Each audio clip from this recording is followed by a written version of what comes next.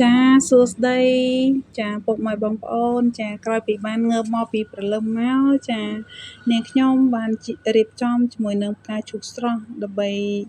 ចាស្វាយព្រះចាបងប្អូនចាហើយនាងខ្ញុំចូលចិត្តណាស់រឿងថាកិច្ចការព្រោះនាងខ្ញុំជំនួសម្នាក់ដែលចូលចិត្តចាការឈូកស្រស់ហើយណាមួយនាងខ្ញុំក៏ចូលចិត្តធ្វើបុណ្យផងដែរចាតែនេះគឺជាខ្ញុំរៀបការនៅក្នុងផ្ទះដើម្បីរៀបចំជាមួយនឹងថោចាស្វាយព្រះធម្មតាទេនៅក្នុងផ្ទះនាងខ្ញុំយាយតាកុមាហើយក៏ជាមួយនឹងលោកតាព្រះភូមិថែរក្សាផ្ទះនាងខ្ញុំផងដែរចាហើយសកម្មភាពខ្លះចានាងខ្ញុំចាប់ផ្ដើមចាកាត់ដើមរាសីដាក់ចូលហើយបន្ទាប់មកនាងខ្ញុំកាច់ផ្កាដោយសារតែផ្កានេះគឺវាមិនសូវស្រស់ប្រហែលទេដោយសារតែវាចាស់ខែអញ្ចឹងណាពុកម៉ែបងប្អូនប៉ុន្តែយើងអាច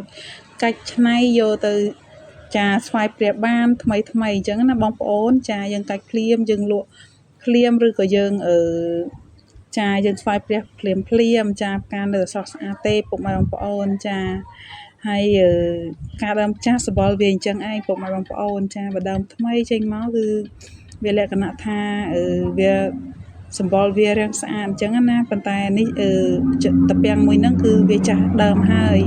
ប៉ុន្តែនៅតែស្រស់ស្អាតអញ្ចឹងណាពុកម៉ែបងប្អូនចានៅតែស្រស់ស្អាតចានាងខ្ញុំចូលចិត្តផ្កាហើយក៏ស្រឡាញ់ផ្កាធម្មជាតិផងដែរចាពេលទំនេរ